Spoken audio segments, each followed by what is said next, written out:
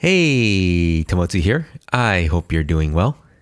Today, I wanted to talk about marriage and everything that comes before marriage. So, with that said, I want to share some ideas, thoughts, questions that you would want to ask yourself prior to deciding to get married. So, again, it's going to be everything prior to marriage. So, let's just say it's prior to deciding that you want to get married, right? So it'll be the time you meet and to the time you decide to get married. So it's the dating phase. And even in the dating phase, there's a lot of different kind of stages you go through. And I'll save that for another episode. And marriage on is another beast in itself. So I'll definitely share some ideas, questions that you want to ask yourself as I learn and grow myself. So with that said, I wanted to create this video because coming from personal experience, the love I have for my wife continues to grow. Ever since we met and up until, we both said I do. And from there on, our love has seriously gotten exponential, it has seen exponential growth. So every year I look back and say, wow, how can it get any more better? And it actually does.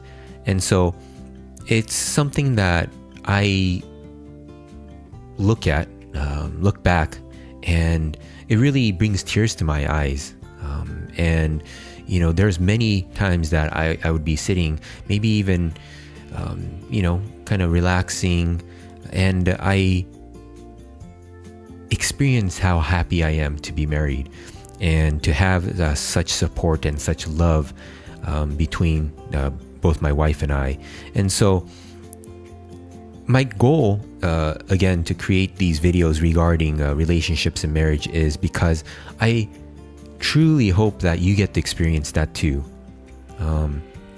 And that type of love, when you're able to experience it, you're able to share that because you're so filled and overflowing with this type of love. You're able to help others and gladly help others, with advice and tips on what we've done. And if it works for you, great. And if that really doesn't suit your personality, you don't have to take that the advice or tips, right?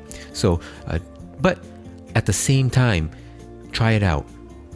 You can't just look at it and say, oh no, that's not going to work for me if you haven't tried it. So have an open mind and try maybe the advice that I give, or maybe you hear from someone else, or maybe someone that has a great relationship with their spouse, and ask them. That's one thing that my wife and I do consistently. We will go up to strangers on the airplane. Some people that we come across, we ask them, what's your advice for marriage? What's your advice for child rearing, things like that. So with that long intro, let me go into the dating stage. So the dating stage is from when you first meet your significant other to the time you decide that, yes, I would like to get married to this person. And in the beginning, you always want to get to know each other. And that's so broad, right? There's many ways to get to know people. One kind of concept that I use is to break down life into 4 sections. So one is going to be the physical, so your body, health in terms of the body, your diet, maybe sexual preferences and things like that. And then there's also emotional, how you emotionally react to things. Do you match there? Then we have intellectual. Do you have similar intellectual pursuits? If not, Are you flexible and open-minded enough to support and enjoy your significant other's intellectual pursuits? Do you both have differing intellectual pursuits that you can share with each other? And then number 4 is the spiritual realm. Do you match in the spiritual realm? And please keep in mind that, as you grow, especially if you're watching this, I'm sure that you're interested in growth. And how we are a year back, how we are 5 years back is going to be,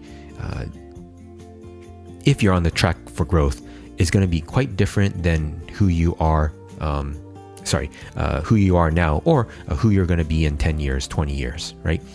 And if you know spirodynamics, if you don't know it, I would highly recommend watching or learning about spirodynamics. Unfortunately, shows that most people tend to get stuck around the 20s. So once they get into their 20s, I would say probably mid-20s, personal or internal growth stops at that age, which is a big shame. It's people tend to get kind of harder and more stubborn and more resistant to change as they grow, right? But you're not that since you're watching this. You can always grow, and I look at myself when I was in my early 30s or in my early 20s. I'm much more different just because I know that I am able to change, and I embrace and enjoy change. And so with that, keep that in mind. Is your significant other changing and evolving themselves? Are you doing that? Okay. And if you decide that you don't want to see more change or seek more change, are you sure that you're not holding your significant other back? So those are also things that you want to think about. And these points are very broad, so keep that in mind. Okay. And then your most cherished values. If your most cherished values don't match up with your significant other, that's going to cause massive issues down the line. Even though you can brush them under the rug, marriage will not cure that at all.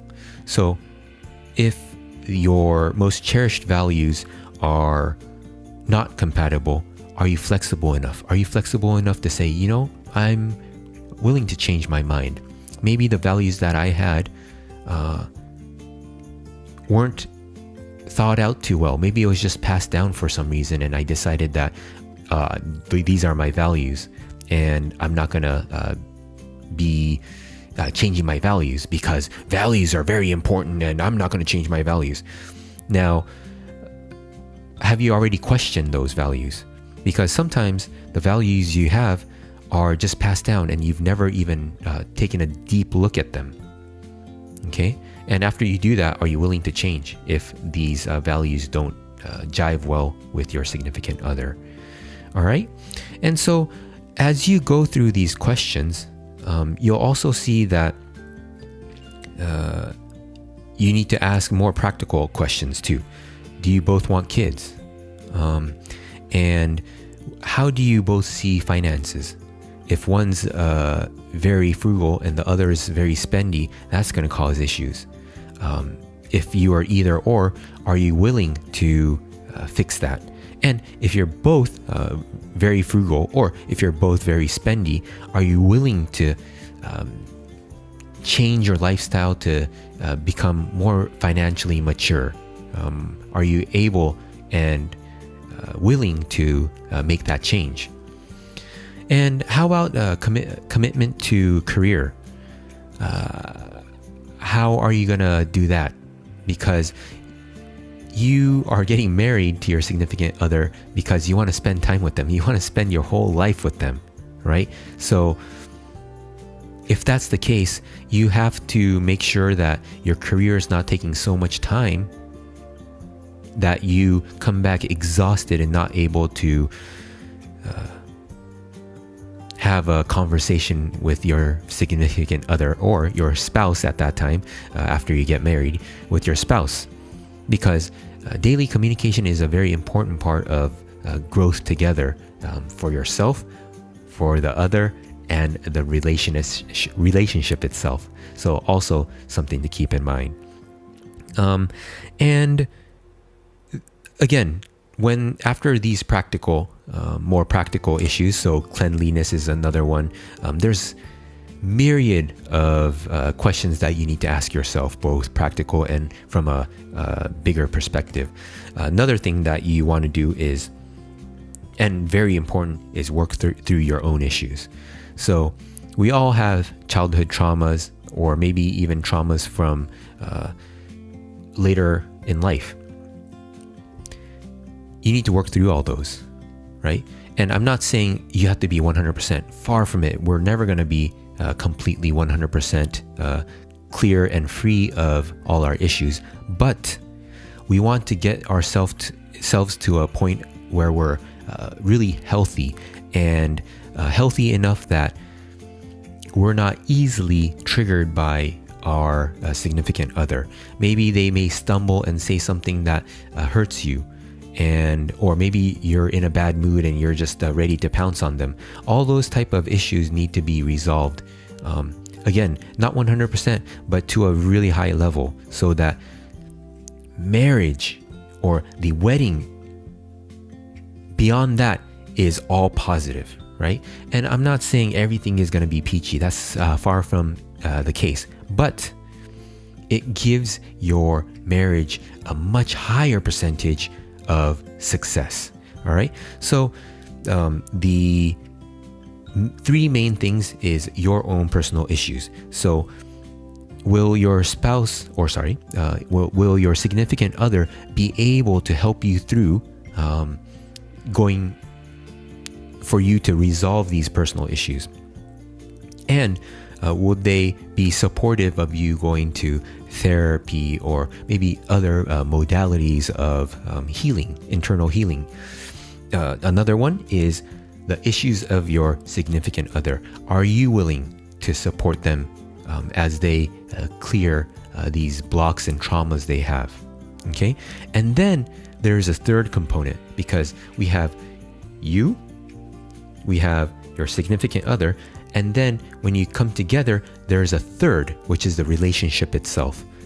And if there's any issues within the relationship, maybe it's something very small, maybe it's something that you don't like, maybe how they chew when they eat, or maybe they're not that clean and they're messy and you like to be clean, minimal. How do you resolve all these issues? Okay. And so you want to think about that and work through it, not just think about it, but actually place these things into action and take yourself to a higher level. Now, with that said, you also have to think about friends and family. How are they? Do they create so much chaos in the lives of the two of you that you're not able to resolve them? Or sometimes you really need to step away and geographically relocate in order to have a healthier relationship. Just because if you try to change, the people around you will try to pull you back because they believe you to be a certain person, right? And if you start to change, you become better and trying new things. Maybe you were really a big carnivore that wanted to test out going vegan. You know, all your friends and family, they'll pull you down to say, hey, let's go for a burger, things like that.